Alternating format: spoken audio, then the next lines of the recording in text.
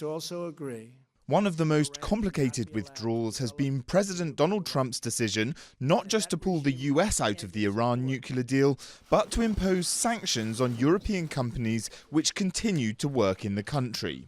And it has made the nuclear situation more difficult because, in effect, the deal is now struggling to stay alive. And Iran is starting to perhaps not fully respect all aspects of it, which is a backward step. So I think the withdrawal from that deal was entirely self-defeating. Joe Biden's team has indicated he will bring America back into the deal, but there are no guarantees on whether he'll want additional conditions which Tehran may not approve.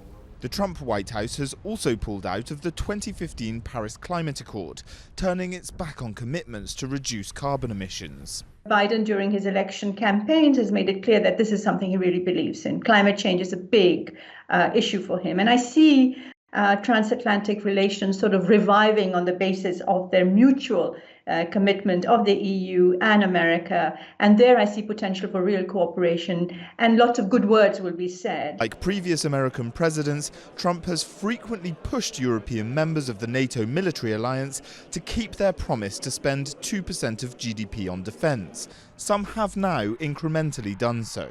He's planning to close US bases in Germany, withdrawing thousands of troops. It's caused some alarm in Europe, but not everyone believes his military strategy has been a failure.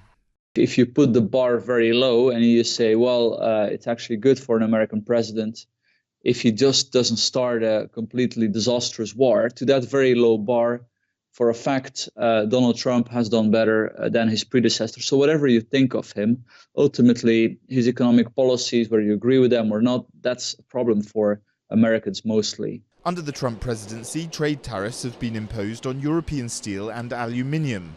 The question is, if elected, would Biden try to revive Barack Obama's efforts to sign a free trade deal with the EU?